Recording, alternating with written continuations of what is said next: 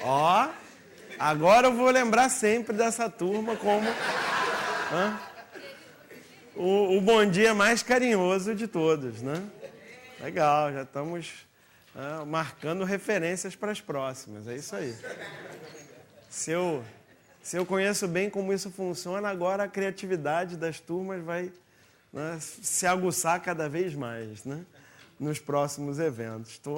Já estou ansioso para janeiro, para ver o que a turma vai aprontar, né? Legal.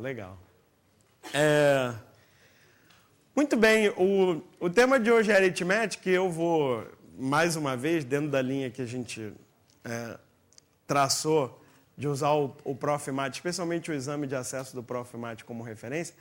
Na verdade, essa 1h15 sempre passa muito mais rápido do que a gente imagina, né? Pelo menos do lado de cá. E a aritmética, então, é um tema que tem muita coisa legal, muita coisa interessante, muita coisa divertida.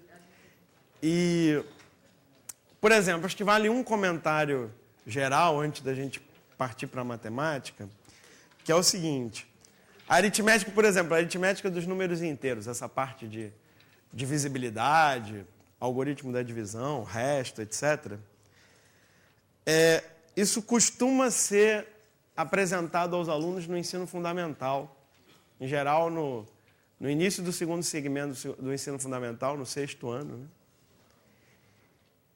E provavelmente devido a isso, devido a esse tema ser apresentado no início do segundo segmento do ensino fundamental, alunos e professores às vezes carregam a sensação de que é um tema fácil ou um tema muito simples. E, claro, a maturidade do aluno do 6º ano permite que a gente ensine, né, o que dá para ensinar com essa maturidade. E eu, particularmente, acho uma grande pena que esse tema não seja explorado depois. Por exemplo, no início do ensino médio, né? Por exemplo, quando você começa a falar de funções, né? Quer dizer, o estudo das funções é um tema importantíssimo do ensino médio e existem diversas funções aritméticas que são interessantíssimas e que podiam ser exploradas junto com o estudo de funções, para uma coisa ajudar a outra, etc. Isso a gente vê muito pouco, né? É uma pena. Por exemplo, a função número de divisores, essa até aparece, né? Mas, por exemplo, a função soma dos divisores, né, de um número inteiro, etc., e propriedades, enfim. Isso sem contar com problemas mesmo, em geral, né? Então, vamos começar vendo logo um problema, e aí ao longo dos problemas, eu vou comentando algumas coisas importantes, né? A gente não vai conseguir falar de tudo que é importante. Então, esse é do exame de 2013, né? Conhece esse? Jura? Quem fez ontem? Tá, mas qual é? Problemas do 2º grau? Ah, legal. Ótimo. Melhor ainda. Porque, de fato...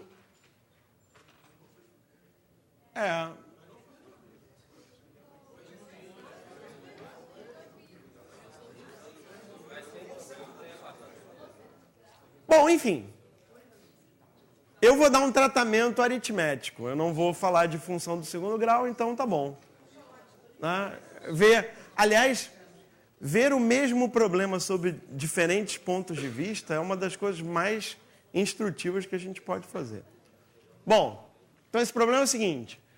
As casas do quadrado da figura foram preenchidas com 9 números inteiros positivos, de modo a fazer com que os produtos dos números de cada linha, de cada coluna e de cada diagonal fossem todos iguais.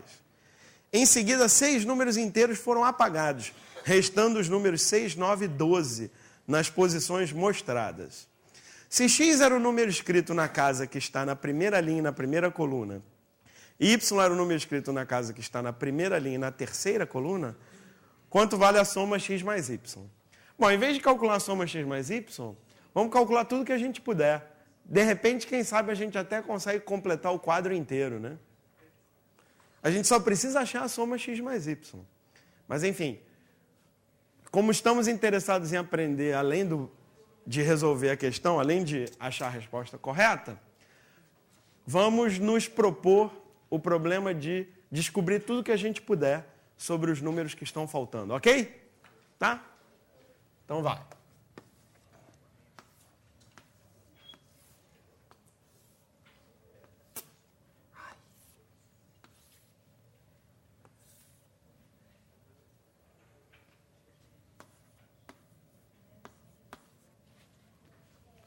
Bom, esse aqui é o que ele está chamando de x, esse aqui é o que ele está chamando de y. Só para a gente lembrar. Tá? Produto dos elementos de cada linha, cada coluna e cada diagonal é sempre o mesmo, certo? Tá? Então, a gente tem esses três números conhecidos aqui, certo? Então, tem claramente uma coluna e uma diagonal que a gente vai querer olhar primeiro, certo? A coluna e a diagonal que já tem dois números. Ok? Essa aqui e essa aqui. Tá? Então, o produto desses três números tem que ser igual ao produto desses três números. Olha que legal. O 12 aparece em ambos os produtos que têm que ser iguais, certo? Beleza? E nos outros dois, o que ocorre? Um tem o 6 e o outro tem o 9. Tá? E os números são inteiros, positivos. Isso está escrito, certo? São inteiros positivos. Tá? O que acontece quando você troca o 6 pelo 9? Por exemplo, aqui.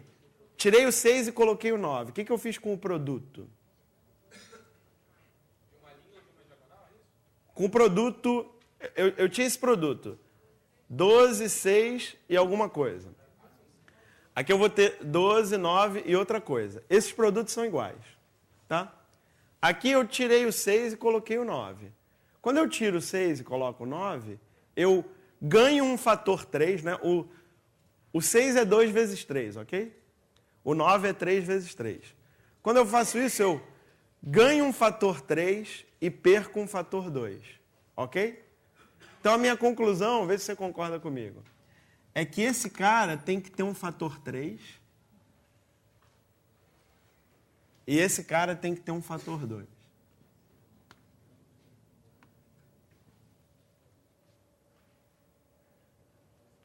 Porque é um produto de números inteiros, certo? Então, aqui tinha 3 fatores 2 já, certo? Isso. Aqui tinha 3 fatores 2. Esse produto só vai ter 2 fatores 2, certo? Então, tem que aparecer outro fator 2. Tá? Analogamente, aqui tem um fator 3, 2 fatores 3. Aqui tem 1 mais 1 tem 2 fatores 3 apenas. Então, tem que aparecer outro fator 3. Porque esses produtos são números inteiros positivos. Tá? Então, mas para o produto ser igual, tá, eu não sei, isso aqui tem que ter um fator 3, mas pode ter outras coisas. Então, ele é 3 vezes K, certo? Quando eu multiplicar isso aqui, vai dar 2 ao cubo vezes 3 ao cubo vezes K, né? Então, ali para dar o mesmo produto, tem que ser 2K também. Tá? Muito complicado esse raciocínio que eu fiz? Talvez, né? Você podia fazer isso diferente. Você podia ter escrito mais tradicionalmente. Você podia ter feito assim. X vezes 6 vezes 12 é igual a Y. É legal que esses são justamente o X e o Y do enunciado, né? Y vezes 9 vezes 12, tá certo? Simplifica o que puder simplificar e a gente fica com 2x igual a 3y, certo? E agora eu vou usar o mesmo conceito que eu usei aqui. Qual foi o conceito que eu usei aqui? Para garantir que aqui tem que ter fator 3 e ali tem que ter um fator 2. Que propriedade dos números inteiros positivos eu estou usando aqui?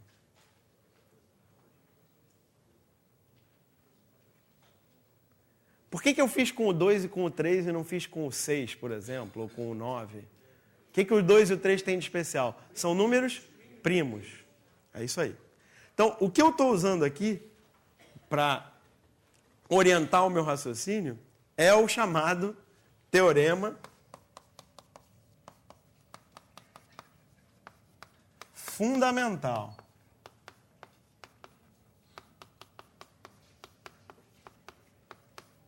Da aritmética.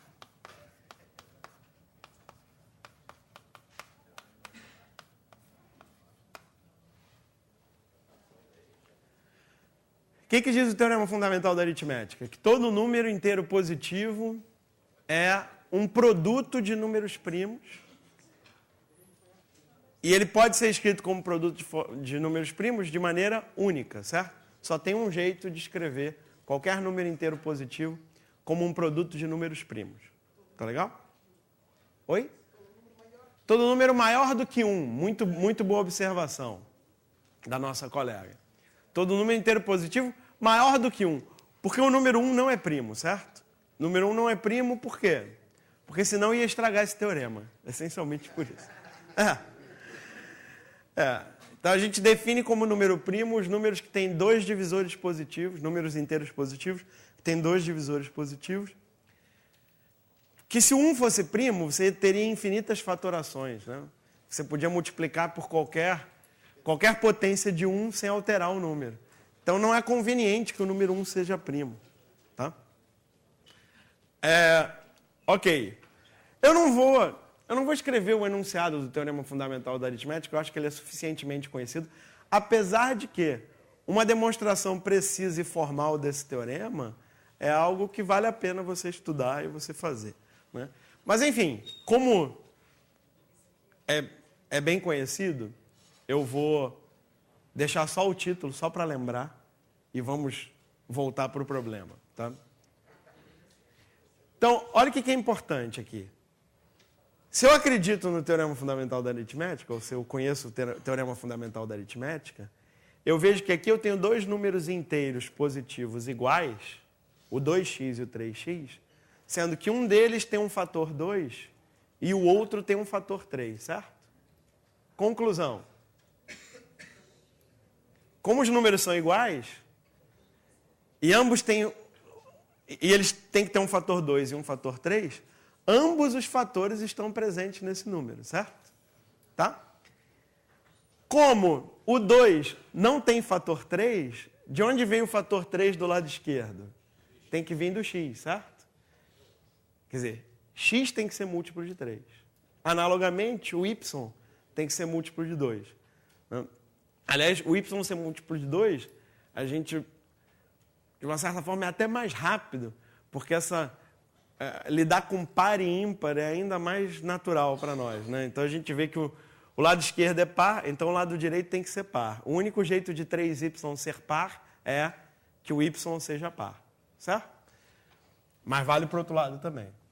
E aí a gente conclui que, por exemplo, se eu concluo que o y é par, eu concluo que o y é 2 vezes k, onde k é um inteiro, certo? E aí basta substituir para concluir que o x tem que ser 3 vezes o mesmo k, certo? Ok? Tá, então o único jeito de 2 números inteiros positivos, x e y, serem tais que 2x igual a 3y, é que o x seja múltiplo de 3, o y seja múltiplo de 2, e esse fator k seja o mesmo, certo? Tá? Foi? Ok. O que mais? É importante aqui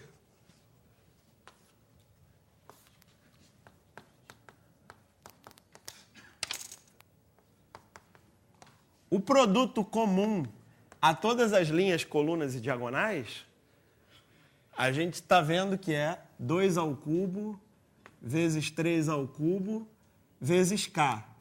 Certo? Repara que eu já convenientemente fatorei em fatores primos para ficar de olho no teorema fundamental da aritmética. Né? Como essa fatoração é única, isso facilita bastante a análise.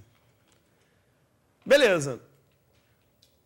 Que outro número, ou que outra casa do tabuleiro é legal olhar agora? Tem mais de uma que é legal olhar, mas enfim.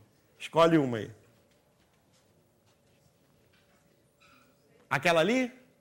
É legal quando o aluno faz isso, né? Aquela ali, né? Ah, aquela ali, certo. A outra diagonal? Tá bom. Gosto da outra diagonal também. Gosto da outra diagonal.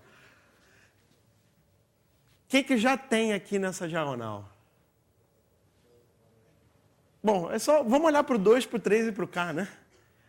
O 2 aqui nessa diagonal, como é que ele está? Está 2 ao quadrado, certo? O que está faltando? Está faltando um 2. Certo? E o 3 aqui, como é que está? Tem um só, certo? Então, estão faltando 2 fatores 3, certo? E o K? O K já tem. Olha que legal. Então, acabamos de determinar o primeiro número novo, né, do quadro. Ok? Este número aqui tem que ser 18. Tá? Para que esse produto seja... Aquilo ali é o quê? 2 ao cubo vezes 3 ao cubo. É 6 ao cubo, né? 36 vezes 6. Quanto dá isso? 216, né? Então, o produto é 216K, certo? Como aqui já tinha 12K, sobra 18 para esse número aqui. Então, esse cara aqui tem que ser 18. Bom, eu particularmente prefiro deixar ele fatorado, porque eu acho que eu faço as contas mais rápido assim.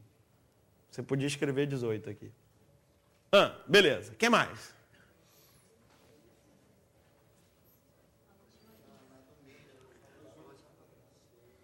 Aqui? Aqui? Eu gosto daqui também. E aqui? Já tem K. 2 ao quadrado e 3.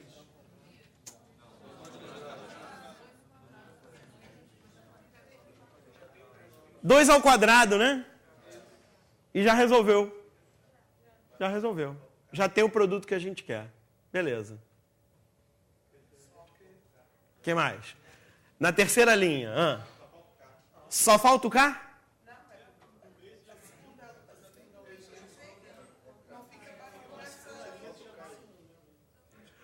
A segunda linha...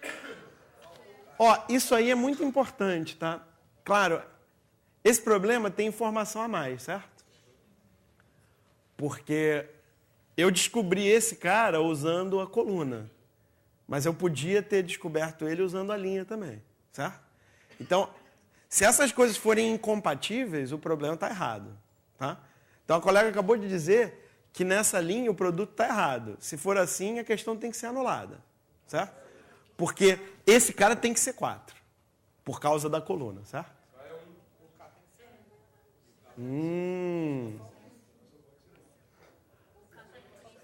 Tá, mas essa linha está certa, né? Não, mas essa linha não tem K.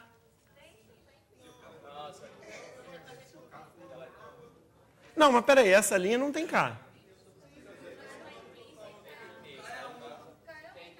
Eu concordo que K é 1. Eu concordo que K é 1. Eu só não concordo que é a segunda linha que mostra isso. A segunda linha não mostra que o K é igual a 1.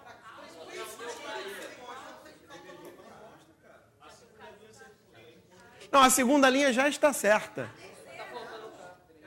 Tá, ok. A terceira. A segunda não está certa, ok. A segunda linha não está certa. Por quê?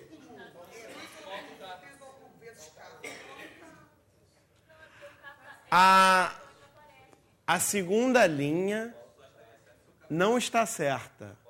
É isso aí. Está faltando o K na segunda linha, é claro. Quem disse outra coisa? Isso. Perfeito. Na segunda linha, o produto tem tudo que a gente quer, exceto o K, certo? Ótimo, perfeito. Obrigado. Então, por exemplo, na segunda linha,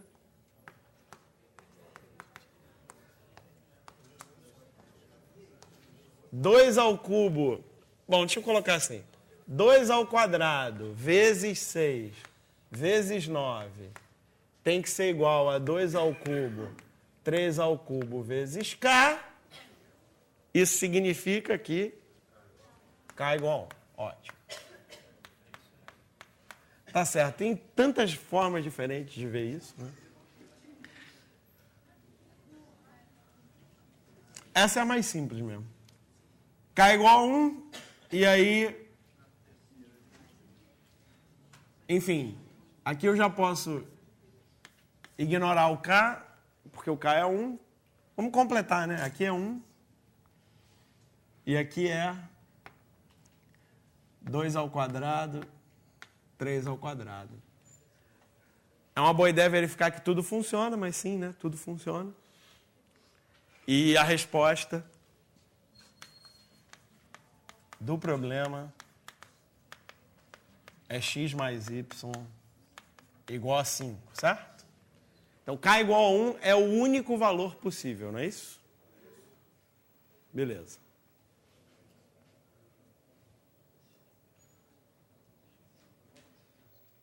Alguma dúvida, pergunta, observação? Por favor.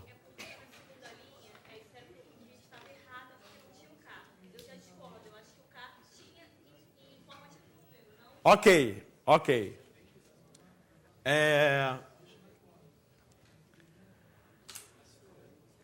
Enfim, a segunda linha está errada. A colega falou o seguinte, alguém falou que a segunda linha está errada. A segunda linha não está errada. A segunda linha tem o K, tem que ter o K. Quer dizer, existe um valor de K que torna a segunda linha correta. Essa é que é a ideia. Como o K ainda é desconhecido, a gente não pode falar que a segunda linha está errada, né? Mas, enfim, tem vários outros jeitos também de terminar esse problema. Você podia colocar outras coisas aqui. Enfim.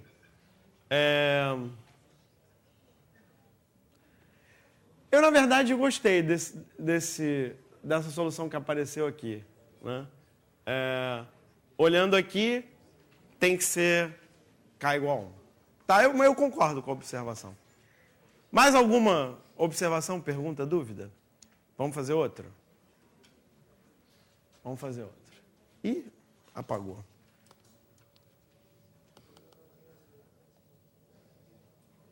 Volta.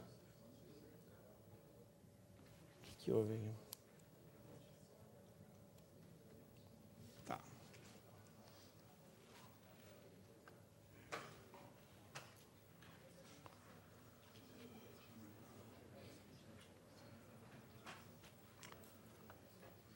Como é que a gente calcula a quantidade de divisores positivos de um número? Isso é um problema de combinatória, mais do que de aritmética, né? Como é que a gente calcula a quantidade de divisores positivos de um número? A gente usa de novo o teorema fundamental da aritmética, certo? A gente fatora esse número em fatores primos. Quantos fatores 2 tem aquele número lá? 10 fatorial. Quantos fatores 2? Tem 1 no 2, 2 no 4 dá 3. Mais 1 ali dá 4. 4 mais 3, 7. Mais 1 no 10, 8. São 8. Quantos fatores 3 tem esse número? 1 no 3, outro no 6, 2 no 9 são 4. 3 a 4. Quantos fatores 5? 2, 1 no 5, 1 no 10. Quantos fatores 7? Um só. Certo? E os fatores primos acabaram, ok? Tá? Então, isso aí é 10 fatorial. Certo? Porque eu peguei todos os fatores primos e a gente sabe que essa maneira de escrever é única. Tá? Agora, como é que eu crio um divisor do número 10 fatorial?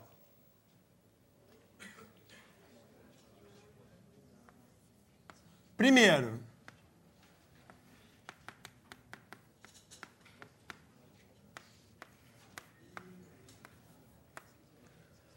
um divisor de 10 fatorial não pode ter outro fator primo a não ser 2, 3, 5 e 7.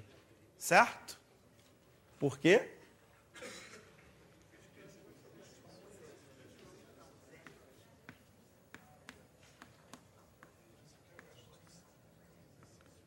Porque se 10 fatorial é igual a A vezes B, certo?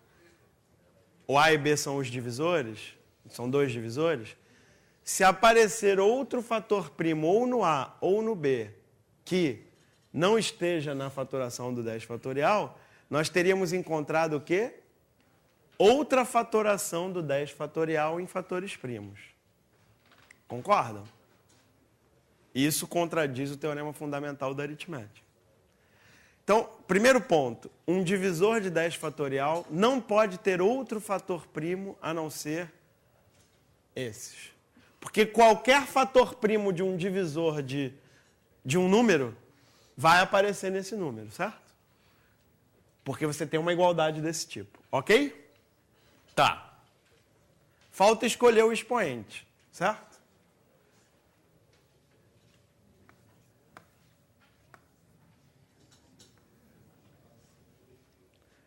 Quais são os possíveis expoentes do alfa para que esse produto seja um divisor daquele número?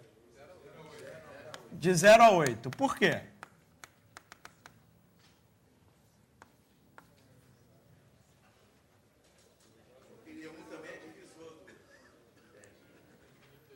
Porque se você tiver um divisor que tenha mais fatores 2 do que o 10 fatorial, certo? O que você faria? Você poderia cortar todos os fatores 2 aqui e aí ia sobrar um número ímpar, certo? E do outro lado ainda ia sobrar algum fator 2, você teria um número ímpar igual a um número par. Isso não é possível, tá? Isso é o mesmo para qualquer outro fator primo. Se tiver mais aqui do que aqui, você simplifica e aí o lado direito seria múltiplo desse primo, mas o lado esquerdo não. Tá bom? Ok? Então, por isso que a quantidade de fatores primos de um divisor tem que ser menor ou igual à quantidade de fatores primos do número original. Beleza? Então, analogamente, o beta vai de 0 a 4. O gama vai de 0 a 2. E o delta pode ser 0 ou 1. Pode ser tudo 0? Pode. Que divisor é esse? É o número 1, certo? Que é um divisor, tá? E, de novo, eu estou usando os dois aspectos do teorema fundamental. O fato de existir uma fatoração e dela ser única, certo? Então, como a fatoração é única, expoentes diferentes, ou uma sequência diferente de expoentes tem que dar um número diferente, certo? Tá? Então, cada sequência dá um divisor e cada divisor tem uma sequência dessas de expoentes. Quantas sequências possíveis de expoentes? 9 possibilidades para o alfa, 5 para o beta, 3 para o gama, 2 para o delta. Isso dá 27 vezes 10, 270. Ok? Claro que essa é uma fórmula conhecida. Você fatora, soma 1 a cada expoente e multiplica tudo. Mas é legal ver de onde surge isso. Essa é mais uma consequência do teorema fundamental da aritmética. Ok? Dúvidas, observações? Perguntas? Vai.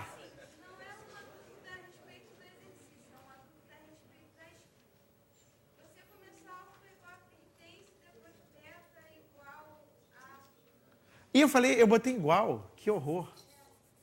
Muito obrigado. Tenho a menor ideia de por que eu fiz isso.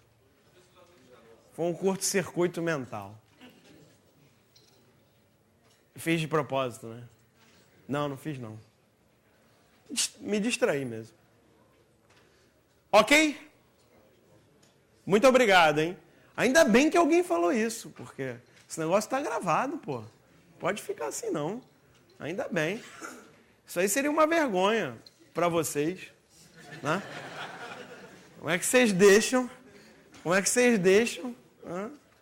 uma coisa assim no quadro?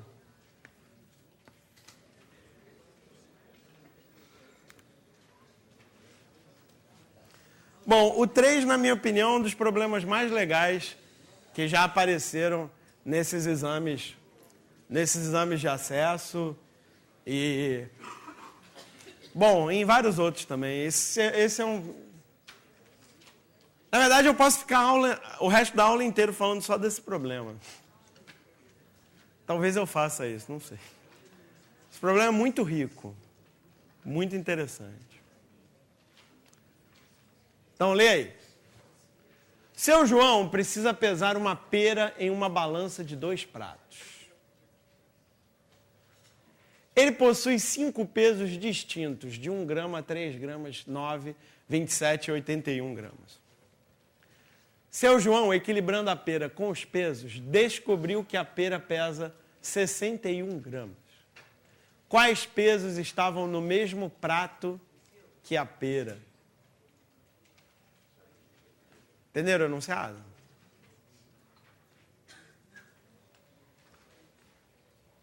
É riquíssimo esse problema.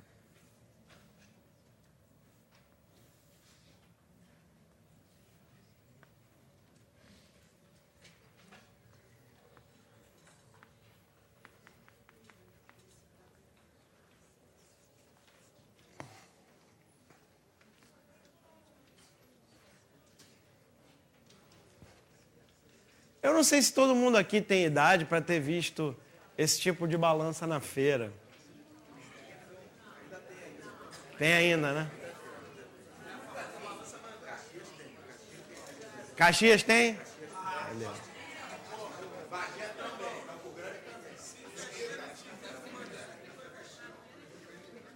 Eu fui muito à feira com a minha mãe em Olaria e tinha um monte dessas... Vários feirantes usavam isso aqui quando eu era criança. Até hoje, né? E geralmente o sistema de pesos que eles usam é decimal, né? Às vezes tem um peso de 5, né? Mas em geral tem vários de 1, tem o de 5, tem o de 10, né? Porque, enfim, as pessoas entendem melhor os números na base 10. E aí os pesos acabam ficando desse jeito. Mas, de fato, não é o mais eficiente, né? Porque você usar a base 10 com uma balança dessa, na verdade... E a ideia em geral é você ter a coisa que você quer pesar de um lado e os pesos do outro, formando o número, né? Porque fica mais fácil. Se você faz desse jeito, só tem 2 possibilidades para cada peso que você tem. Ou ele entra na balança ou ele não entra. Digo, se a coisa a ser pesada fica só de um lado. E aí é muito mais razoável do ponto de vista matemático, se você quer que a coisa pesada esteja de um lado e a outra e os pesos do outro, faz muito mais sentido você escrever os números na base 2. Porque você só tem os algarismos 0 e 1 para usar. O peso ou entra ou não entra. Então, se você vai pesar desse jeito, o ideal é você ter os pesos potências de 2. 1, 2, 4, 8, 16, etc. Porque você pesa qualquer coisa, né? Com esses pesos. Esse problema é mais legal ainda. Porque ele admite que você, junto com o objeto a ser pesado, você também coloque alguns pesos para contrabalançar. Com isso, você ganha 3 algarismos possíveis. Além do 0 e do 1, você ganha um outro algarismo para escrever os números. E aí você consegue escrever numa espécie de base 3. Por isso que as potências de 3 aparecem aí. E esse problema é muito mais rico do que simplesmente o que está escrito aí. Antes de continuar falando dessas coisas que eu falei, que eu não sei se você entendeu ou não, mas eu quero pelo menos falar um pouquinho mais disso, vamos resolver o problema. Esse problema. Depois a gente generaliza. O que eu quero dizer é que não é à toa que são potências de 3, tá? Esse 61 podia ser qualquer outro número e o problema seria possível, não só possível, teria uma única solução. Para qualquer outro número dentro do intervalo possível, né? Quer dizer, o peso máximo que você consegue aí é a soma desses aí. Tá? Então, mas você consegue pesar qualquer coisa de 1, qualquer número inteiro, né? De 1 até esse peso máximo usando esse sistema. E eu vou provar isso para vocês depois. Mas antes vamos resolver o problema. Então, uma pera, certo? Como é que é a pera? A pera é uma coisa assim, né? Bom, isso parece um mamão, né? Mas... agora parece mais uma pera. Então, a pera pesa 61. Certo? Eu vou deixar o grama de lado aí, o símbolo do grama de lado. Tá. Talvez você tenha percebido que todos os pesos são potências de 3. Talvez. Tá? Se você não percebeu que todos os pesos são potências de 3, talvez você tenha percebido que todos eles são múltiplos de 3. Exceto um deles que é o de 1 grama. Tá? Então, talvez você desconfie que a divisibilidade por 3 seja algo importante ou útil neste problema. E, de fato, é. Tá? De fato, a posição do peso de 1 grama, ela é essencial para a solução desse problema. Por exemplo, o peso de 1 grama poderia ficar de fora? Tem 3 possibilidades para qualquer peso agora, ok? Qualquer peso tem 3 possibilidades. Ou ele está fora, ou ele está no prato esquerdo, ou ele está no prato direito. Está me acompanhando? Tá, eu confesso que eu estou um pouco aliviado de ter terminado a distribuição aqui de folhas, que eu fico um pouco preocupado com a atenção de vocês. Que nem você com seus alunos, quando acontece isso. Né? E é que esse problema é muito legal. Tá, então vamos lá. Primeira pergunta. O peso de 1 grama pode estar fora? Por que não?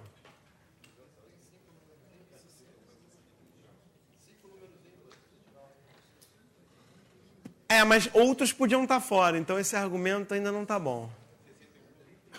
De 5 números ímpares. Ótimo. Esse é o motivo. Então, vou repetir o que o colega falou, porque ele está sem microfone. Não é possível que o peso de 1 grama esteja fora, porque 61 não é múltiplo de 3. Se o peso de 1 grama está fora, todos os pesos que estão desse lado e todos os pesos que estão do outro lado são múltiplos de 3. Certo? Se eu somo 61 com outros múltiplos de 3, isso não é múltiplo de 3. E do outro lado, só tem múltiplos de 3, a soma vai ser múltiplo de 3. Ok? Portanto, o peso de 1 grama não pode estar fora. Dúvidas? Ok. Então ele tem que estar dentro. E aí eu pergunto, do lado esquerdo ou do lado direito? Do lado direito, por quê?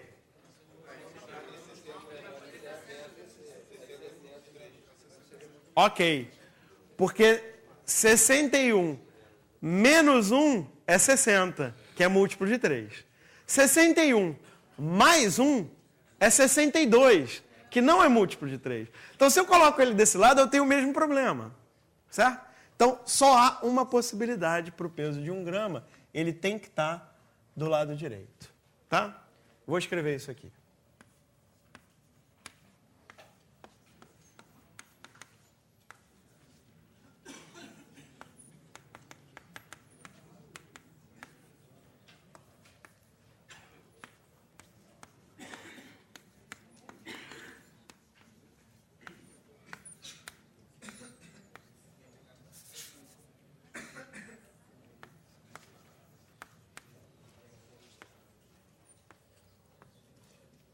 Bom, suponha a pera no prato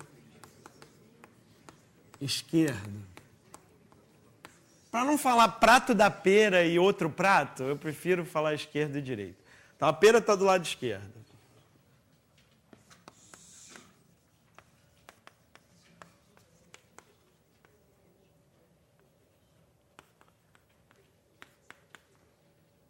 Eu estou escrevendo uma coisa que eu não disse, tá? Mas de propósito, para você refletir. Porque esse é o motivo.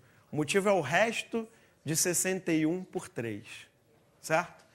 Como o resto de 61 por 3 é 1, o 1 tem que estar aqui. Se o resto do peso da pera por 3 fosse 0, onde estaria o peso 1 grama? Fora. E se o resto fosse 2, onde estaria o peso de 1 grama? Junto com a pera. Ok? Então não é à toa que isso aí são potências de 3. Porque você tem 3 possibilidades e você vai escolher uma dessas 3 possibilidades, ficar no prato da pera, ficar fora ou ficar do outro lado, dependendo do resto da divisão por 3. Tá? Então, tem que estar no prato direito. Vou explicar melhor ainda. Já aqui, os demais pesos são múltiplos de 3.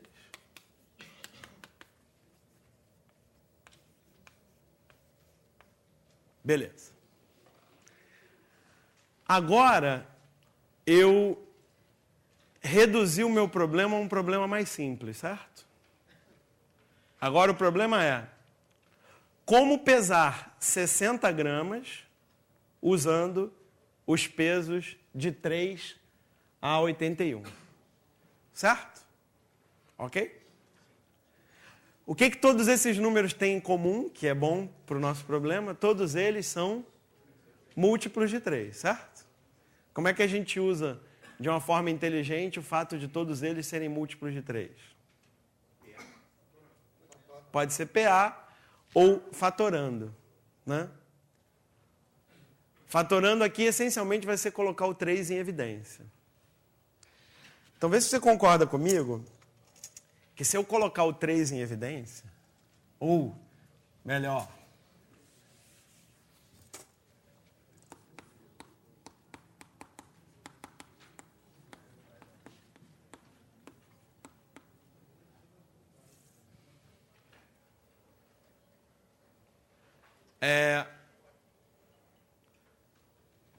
vou fazer assim mesmo.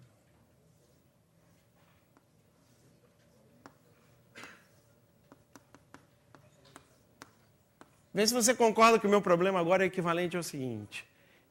É como se eu tivesse uma... Aí não vai ser nem mais pera, né? Vai ser uma pera dividida por 3, que eu não sei direito o que é. Então eu vou deixar assim. É como se eu tivesse um peso de 20 aqui, tá? Já subtraí o 1, deixei só o 20. Eu quero pesar 20. E agora os pesos que eu tenho são quais? 1, que é o 3 dividido por 3, 1. 9 dividido por 3, 3. 27 dividido por 3, 9. 81 dividido por 3, 27. Tá? Adivinha o que eu vou fazer agora? Onde eu coloco 1? Onde eu coloco 1? Do lado esquerdo. Por quê? Porque 21 é que é múltiplo de 3, certo? Não é o 19 que é múltiplo de 3, é o 21 que é múltiplo de 3. Então, nesse problema, o 1 vai aqui, certo? Traduz isso lá. O 3 vem para cá. Certo? Beleza.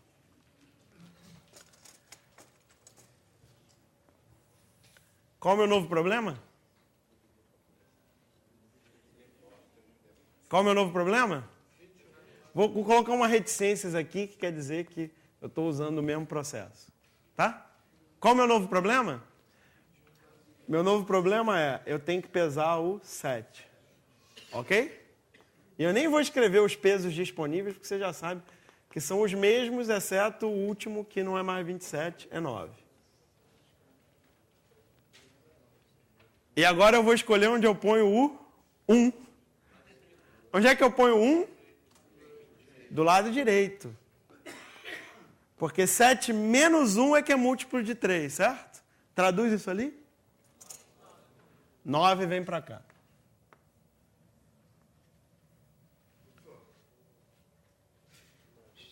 É isso? Oi. Não, ninguém tem que te desculpar, nem um pouco. Tá? Você dividiu tudo bem, mas 20 ali, você me distraiu. Não tem problema nenhum. Seguinte, eu vou fazer de outro jeito, tá? Não, vou fazer de outro jeito, ajuda. Aqui. Eu tiro o 60 aqui, o 61 aqui e 1 ali, certo?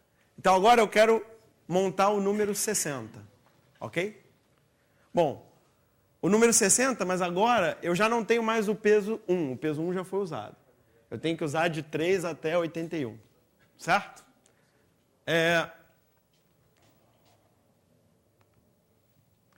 Aí eu uso a mesma estratégia de antes, que é o seguinte. Lembra que antes o 1 era o único que não era múltiplo de 3? Agora o 3 é o único que não é múltiplo de 9. Certo? Então eu tenho que usar esse 3 junto com o 60, porque não é mais 61, lembra? É 60.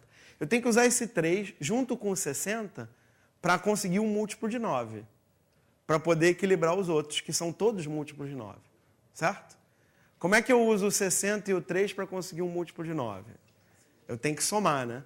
Para dar 63. Porque se eu subtrair, não dá múltiplo de 9, dá 57. E se eu deixar de fora, 60 não é múltiplo de 9. Certo? Então eu tenho que juntar o 3 com o 60 para dar um múltiplo de 9. Tá? E aí, o que eu obtive foi 63 aqui no total, antes do 9, certo? 61 mais 3 menos 1 dá 63. Certo? Agora é o seguinte.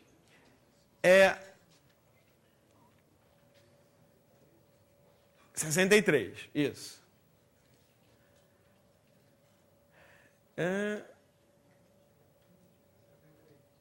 63 eu tenho que pesar com o 9, com o 27 e com o 81, certo?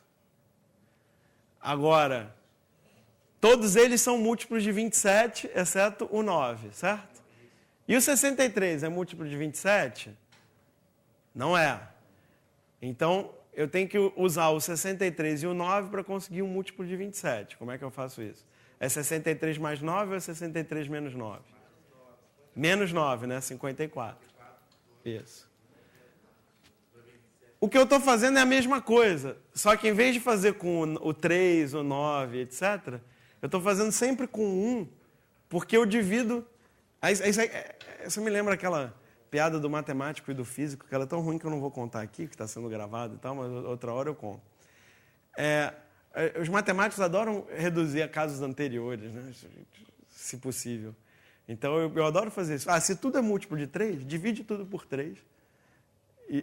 Então, eu reformulei o problema, certo? Então, em vez de pesar 60, então, o que eu fiz aqui foi, em vez de pesar 60 com os pesos 3, 9, 27 e 81, eu resolvi o problema de pesar 20, que é 1/3, certo? Com todos os pesos reduzidos a 1/3 também. Com o 1, 3, 9 e 27. Basta eu achar uma solução aqui e multiplicar ela por 3 que eu tenho uma solução do de cima. Foi assim que eu fiz. Tá? Mas, enfim, o segundo raciocínio que eu te coloquei é equivalente a esse. São só 2 jeitos de pensar do mesmo jeito.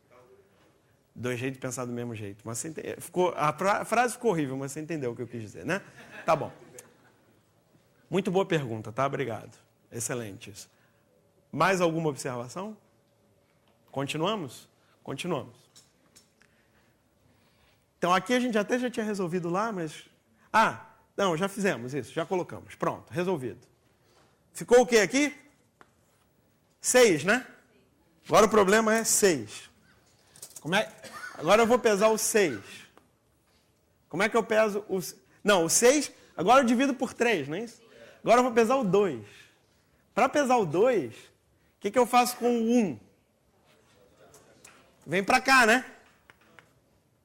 Certo? Para ficar múltiplo de 3. Então lá, o 27 vem para cá.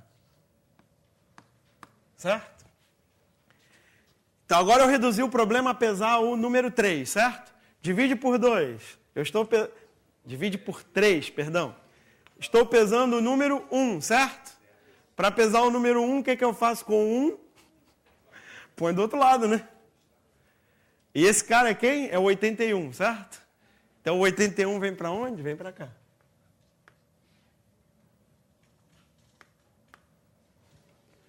Agora, não é mágica, não é mágica.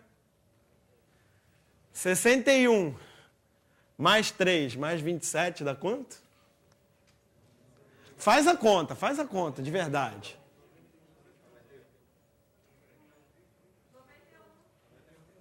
91, certo? 3 mais 27 dá 30, 91. E aqui, 10 mais 81, 91. Que sorte, né? E de acordo com o meu raciocínio, esse é o único jeito de fazer essa pesagem.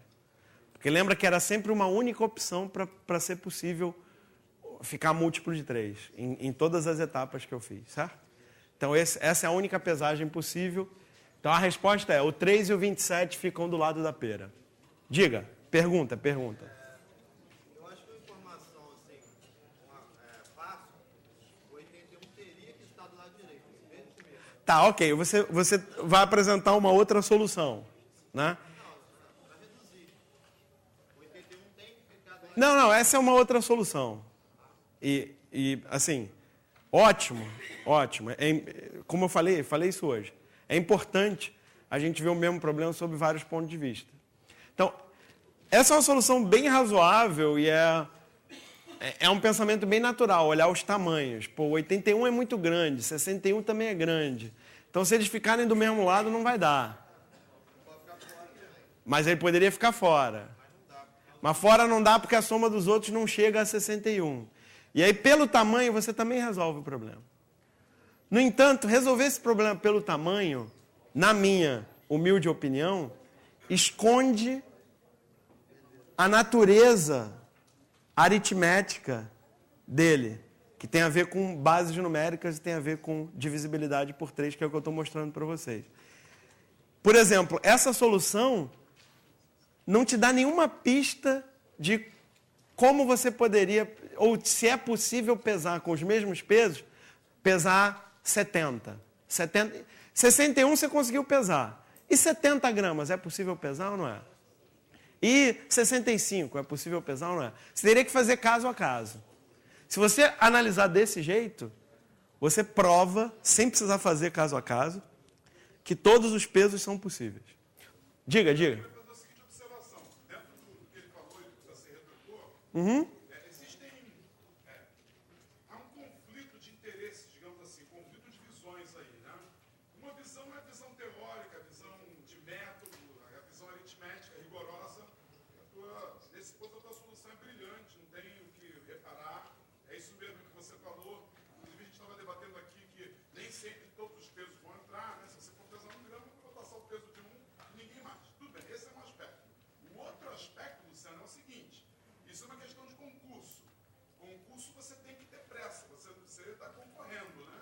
Se você está fazendo. E outra coisa, é múltipla escolha, né? Se você está em casa, se eu estou em casa fazendo isso aí, eu sozinho em casa, com todo o tempo do mundo, e principalmente se o enunciado é como fazer a pesagem, eu ia ficar inclinado a pensar que não necessariamente todos os pesos vão entrar na balança. Agora, da maneira como está colocado e com as opções que estão ali, a mim, pelo menos parece, pode ser uma questão subjetiva minha, e por isso eu posso estar enganado, porque sou dono da verdade, afinal de contas, mas a mim parece que é para você achar que vai entrar todo mundo. E nesse sentido de entrar todo mundo, 61, 81 ficou faltando 20, botou 27, ficou faltando 7, botou 9, ficou faltando 2 e acabou. Aí, entendeu? É concurso. Tá. Gente. Peraí. Não, antes disso. Pessoal, eu nem vou comentar, porque não tem nem como não concordar, tá? Assim, você está fazendo um concurso, está fazendo uma prova, o que você quer é achar a opção correta o mais rápido possível. É isso que eu falo para os meus alunos, é isso que eu faço em prova também, é o que você tem que fazer, sem comentários. De novo, eu estou utilizando questões do concurso do Prof. Mate para falar de matemática com os meus colegas professores de matemática. Eu acho que a matemática envolvida nesse problema é belíssima. E estou apresentando para vocês essa matemática, tá? Não estou te mostrando o melhor jeito de fazer o problema, de fazer o concurso, etc, etc. No entanto, eu já vi essa questão eu já propus essa questão, por exemplo, para alunos de Olimpíada em uma prova discursiva. Você dispõe de uma balança de 2 pratos e você pode usar pesos, pode deixar peso lá de fora, pode botar pesos nos 2 lados da balança. Você quer pesar coisas de tanto a tantos quilos. Qual é o sistema de pesos mais eficiente para fazer isso? Essa é uma pergunta de uma prova discursiva muito interessante, que você só consegue resolver se você perceber que você está lidando com restos na divisão por 3. E mais, são os restos meio esquisitos, que é o que eu quero colocar aqui antes de finalizar. Espera aí, a gente tem muita gente querendo participar. Eu vou pedir para vocês reduzirem o tempo em que vocês fazem essa participação para a gente poder... porque é isso, essa aula expositiva, o tempo é muito curto. Rapidinho, tem gente na frente aqui. Diga. Como feirante, feirante tem que ter agilidade, se você somar todos os pesos, dividir por 2, dá 91 para cada lado. Ok. Somar tudo e dividir por 2 é 91 para cada lado. Beleza, legal. Diga. Só para incrementar o que você está falando meio, é interessante você colocar aí que você está usando 3 consecutivos sempre. Né? Você usa o número menos ele ou mais ele. São 3 consecutivos. Sempre 3 consecutivos, você tem um deles que é divisível por 3. Ótimo, perfeito. É isso aí, muito bom. De fato...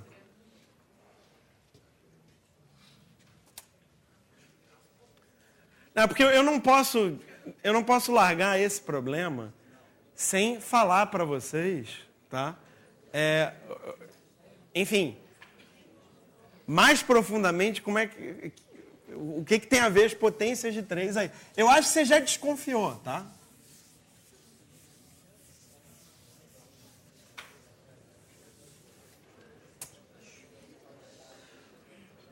Bom, vamos lá, eu preciso de você comigo agora. Turma, preciso de vocês comigo agora. Preciso de todos.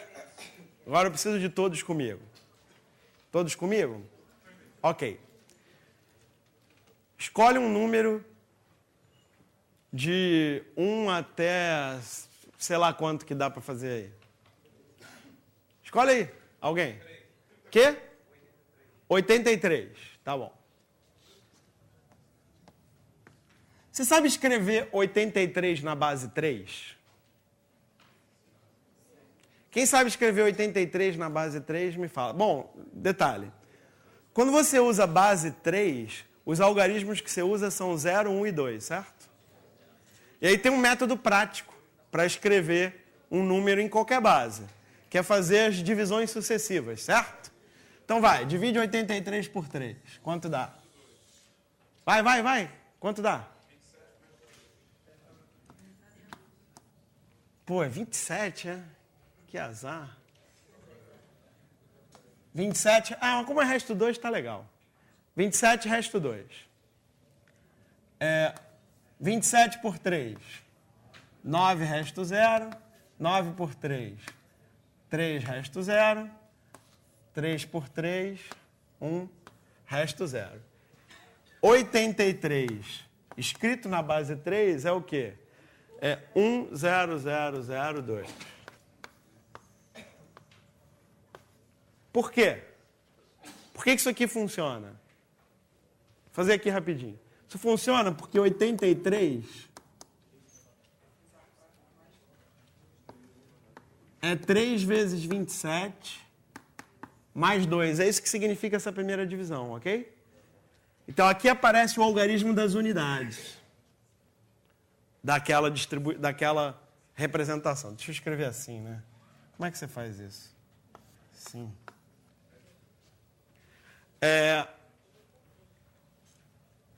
Aí você dividiu o 27, certo? Então substitui aqui. 3 vezes. Quem é o 27? 3 vezes 9 mais 0. Olha o que está aparecendo aqui. 2 mais 0 vezes 3. É isso que significa escrever na base 3, né? 2 mais 0 vezes 3, mais 0 vezes 9, mais 0 vezes 27, mais 1 vezes 81. Certo? E isso vai aparecendo aqui direitinho, se você escrever dividendo igual a divisor vezes o quociente mais o resto. Tá? E assim por diante. 3 vezes, 3 vezes, 3 vezes 3, é muito 3, né? Mais 0, mais 0, mais 2, tá? Se cada quociente você substitui pelo resultado lá da divisão, os restos vão aparecendo aqui como algarismos direitinho. Tá legal? Beleza. Acontece que essa história de dividir para achar um quociente e um resto é uma mera convenção que o resto seja um número menor do que o divisor e maior ou igual a 0. Você poderia usar para seu conjunto de restos quaisquer 3 números que tivessem restos diferentes na divisão por 3. Em vez de usar 0, 1 e 2, você pode usar menos 1, 0 e 1, por exemplo. E tudo funciona. Tem uma área bonita da aritmética chamada congruência, que tem a ver com isso, tá? Então, quando eu divido 83 por 3, em vez de deixar o quociente 27, quociente 27 vai dar resto 2. Eu não quero o resto 2, eu só quero o resto menos 1, 0 ou 1. Qual vai ser então o meu quociente? Não é mais 27, é 28. E agora o resto é menos 1. Tá? Muito esquisito isso? Mas funciona. No seguinte sentido, 28 vezes 3 dá quanto? Difícil essa conta, né? Eu dou tempo para você fazer. 84. Menos 1, 83. Foi? Beleza, continua. 28 dividido por 3.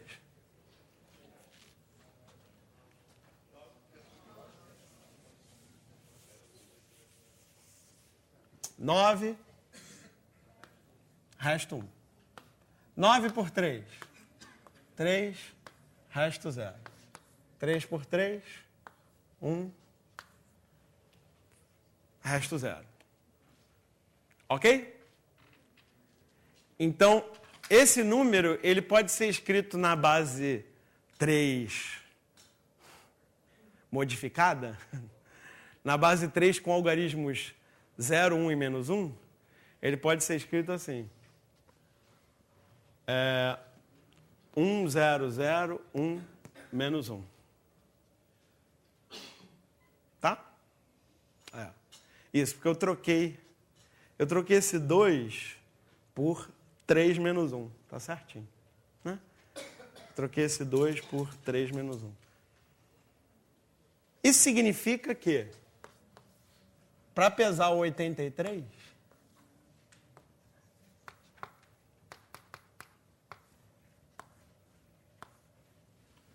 a gente faz o quê?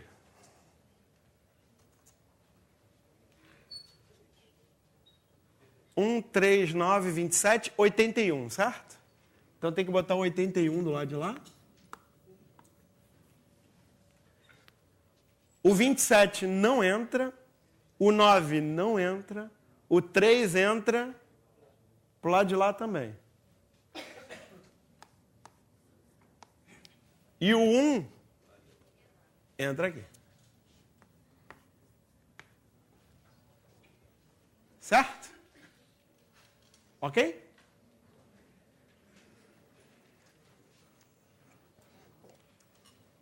Este método funciona para qualquer número inteiro, de 1 até aquela soma lá que você não me disse ainda quanto dá.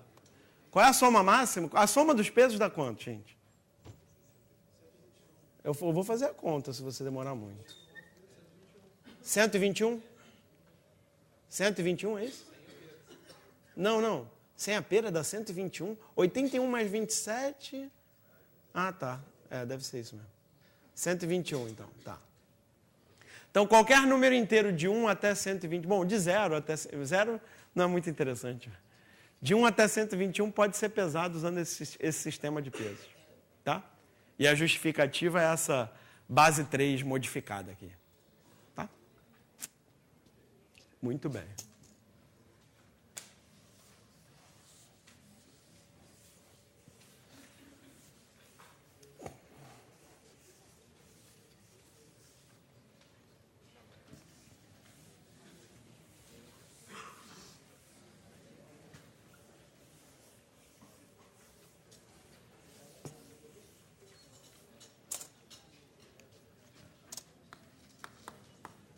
Antes de ver outro problema,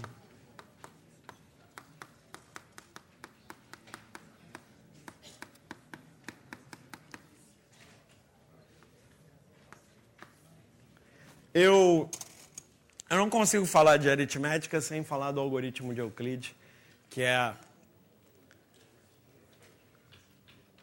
também é difícil falar que é o ponto principal, mas, bom, é um dos pontos mais importantes da aritmética. Não apenas pelo algoritmo em si, mas pelas consequências que o algoritmo... Não só pelo resultado, que é calcular o MDC, mas também pelas consequências do algoritmo em si. Algumas consequências que você consegue descobrir mediante coisas desse tipo. Porque o algoritmo de Euclides é também tem a ver com divisões sucessivas, parecido com aquilo ali, mas não exatamente aquilo ali. De fato,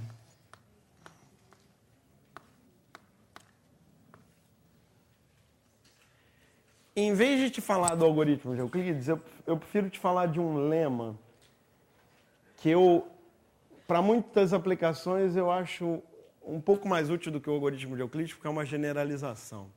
O lema é o seguinte: o MDC entre A e B é igual ao MDC entre A e AX mais B para todo X inteiro. Bom, eu estou supondo que A e B são números inteiros dados. Você pode até supor que são inteiros positivos dados, tá? E essa é uma propriedade muito bacana do MDC e que tem como uma de suas consequências o algoritmo de Euclides, que é o seguinte: para calcular o MDC entre dois números, basta você calcular o MDC entre um deles e o resultado de somar ao outro um múltiplo qualquer do primeiro. Tá? Antes de discutir com você por que esse lema é verdadeiro, vamos ver esse negócio na prática. Imagina que você queira calcular o MDC, vou pegar dois números fáceis, vai. Sei lá.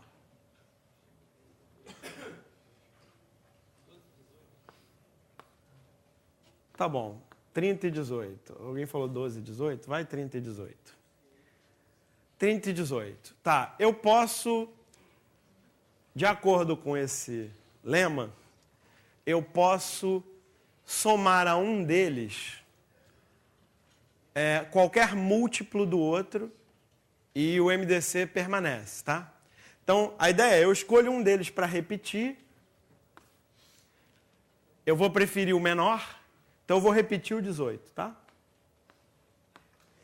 E ao 30, eu posso somar um múltiplo de 18, sem alterar o MDC. Eu deveria escrever MDC de novo aqui. Bom, que múltiplo de 18 você acha uma boa ideia somar ao 30? Lembrando que somar pode ser subtrair, tá? É somar um inteiro vezes o outro. Então, o que a gente quer aqui, na verdade, é subtrair para diminuir o tamanho, certo? Então, você podia fazer 30 menos 18. Que esse é, inclusive, o algoritmo de Euclides tradicional, seria isso, né? Você divide 30 por 18 e pega o resto, que é equivalente a fazer 30 menos 18, tá? Mas tem um jeito mais rápido, se você prestar atenção no lema. Eu posso somar qualquer múltiplo de 18 ao 30. Então, em vez de somar o menos 18, é um pouquinho mais rápido somar o menos 36. Tá? Deixa eu fazer com calma. Então, é 18. 18 vezes alguma coisa, eu vou fazer 18 vezes menos 2, tá? Mais o outro, mais o 30. Ok? Isso dá menos 6, né? Então, isso é um MDC entre 18 e menos 6. Eu posso ignorar o sinal de menos, tá? Porque o MDC vai ser o mesmo. 18 menos 6 é o mesmo MDC de 18 e 6. Que MDC é esse?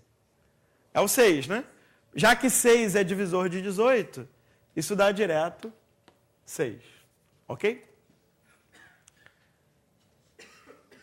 Então, isso vale em geral. Você pode somar qualquer múltiplo do outro número. Quer dizer, você repete um número e soma um múltiplo do número que você repetiu ao outro. Tá? E aí você troca o MDC de 2 números pelo MDC de outros 2 números. Se você fizer isso de um jeito esperto, vai ficar mais simples. Tá? O jeito tradicional de fazer isso é o chamado algoritmo de Euclides. No qual você faz o quê? Você divide um número pelo outro e substitui pelo resto, certo? O resto não é o resultado de subtrair um múltiplo do outro número, né? Quer dizer, quando você acha o resto na divisão por 3, o que você faz? Você subtrai um múltiplo de 3 até sobrar o resto, não é isso? Então, mas por que esse lema é verdadeiro? Vou fazer uma demonstração rápida desse lema aqui. Por que o MDC entre A e B é igual ao MDC entre A e AX mais B?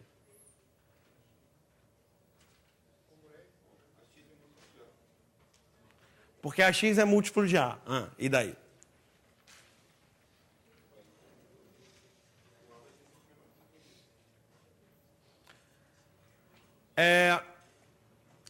Não tem uma única maneira de provar isso não, tá?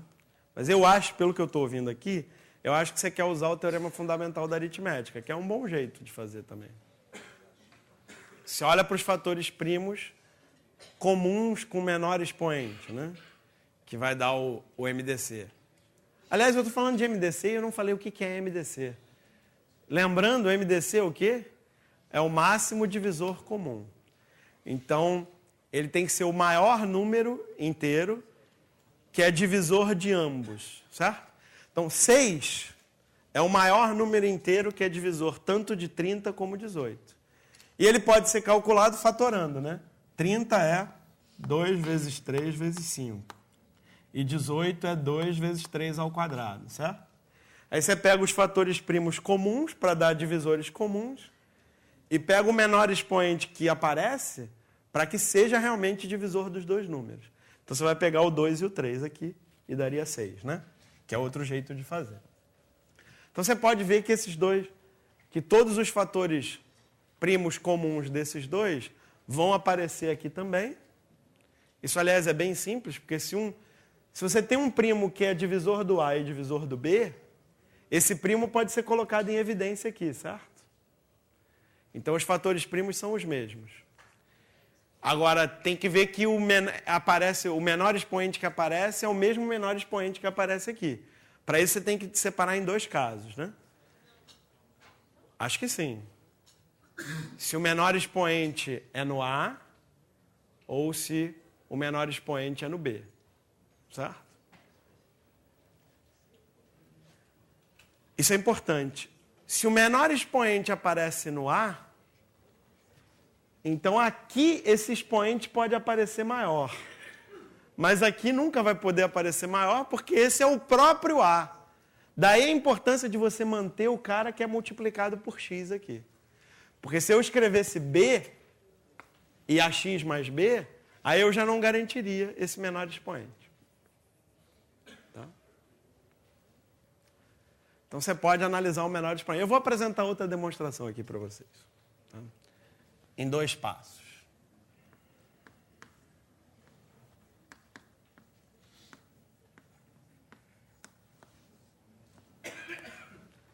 Bom, se D é o MDC entre A e B, acho que é melhor M, né? Se M é o MDC entre A e B, então A é múltiplo de M e B é múltiplo de M. Concordam? E, portanto, AX mais B Posso fazer direto, não posso? É M vezes A1x mais B. Foi muito rápido? Então, de novo, eu chamei de M o MDC entre A e B. Isso quer dizer que o A é algum inteiro vezes M e o B é algum inteiro vezes M. Na verdade, eu nem usei que ele seja o MDC. Eu só usei que ele é um divisor comum até agora. Tá? Então, se ele é um divisor comum de A e B, ele tem que ser um divisor de AX mais B, certo? E é claro que ele já é um divisor de A, ok? Logo,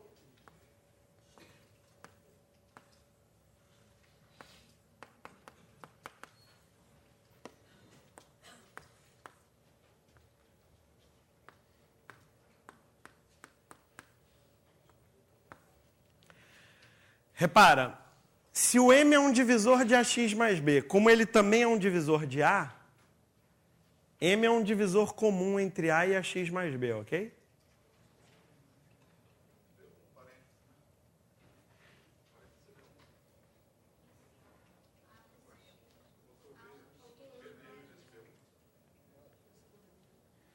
B1?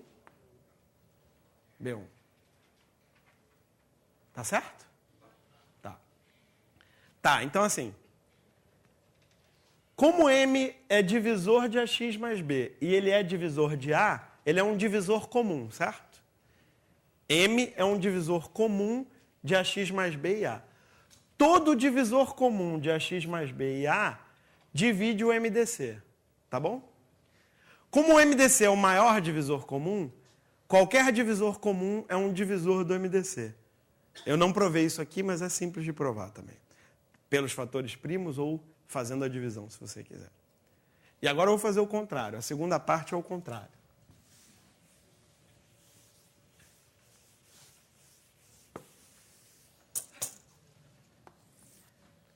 Segunda parte. Chama de N o MDC entre A e AX mais B. Certo? Vai, me ajuda agora você, porque você já entendeu o que eu vou fazer. Eu vou fazer a mesma coisa que eu fiz antes, então me ajuda. Me ajuda, porque assim eu tenho a sensação que você está entendendo o que eu estou falando. Vai. Então eu vou escrever que o A é o quê?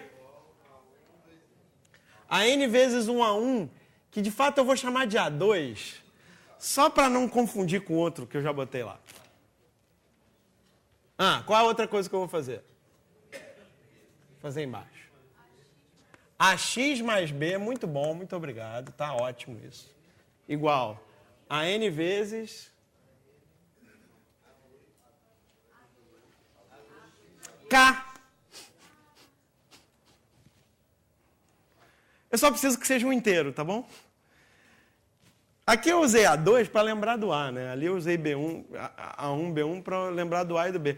Aqui eu não preciso lembrar do AX mais B, não. Basta que seja um inteiro, é N vezes um inteiro. Tá bom? Se você quiser, você chama aí do que você estava falando, tá? Vai dar no mesmo. Mas posso chamar de K, não posso? Em vez de chamar do que você estava sugerindo, posso chamar de K, não posso? Tá. E agora, o que eu vou fazer? Essa parte é mais chatinha, né? Na dúvida, olha para o que você quer. O que você quer? Você quer provar que o N é um divisor do MDC entre A e B. Aqui, o que eu já provei? Eu provei que isso divide isso, certo? O que eu quero provar agora? Que aquilo divide isso. Porque se um número divide o outro e o outro divide um, se são positivos, eles são iguais, tá? Então eu já provei que esse divide esse. Agora eu quero provar que esse divide esse. Para provar que... Esse aqui é o que eu chamei de N, né? Esse eu chamei de N. Esse eu chamei de M. Já provei que o M divide N. Agora eu quero provar que o N divide M. Para provar que N divide o MDC entre A e B, eu preciso provar que N é um divisor comum entre A e B. Ok? Eu já provei... Bom, o N já é divisor de A, certo? Só falta provar o quê? Que o N é divisor de B. Se você provar que o N é divisor de B, acabou. Como é que eu posso fazer isso? Eu quero provar que o B é alguma coisa, então B igual. B é igual a quanto? A essa coisa aqui, N vezes K, menos um A vezes X. Agora, o que eu sei sobre o A? Que o A é múltiplo de N, então o A é N vezes A2. Então, em vez de AX, eu posso colocar N A2X, não posso? Consequentemente, o B é N em evidência, K menos A2X, ok? Certo? Logo, N divide o MDC entre A e B, ok? Então, esses dois números eu provei que um divide o outro e o outro divide o 1. Então, eles têm que ser iguais. Tá? Já que são positivos, têm que ser iguais.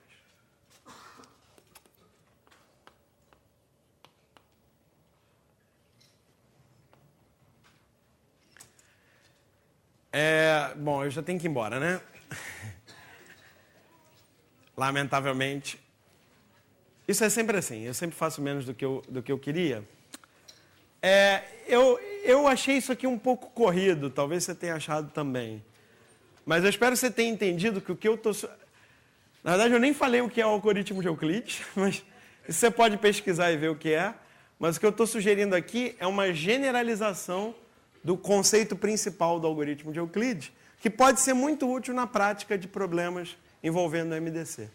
Tá? O conceito principal é esse. Você mantém um e soma ao outro um múltiplo desse que você manteve. E aí hoje à tarde tem pelo menos um exercício no qual você pode usar isso aí, tá? Valeu, gente. Até a próxima.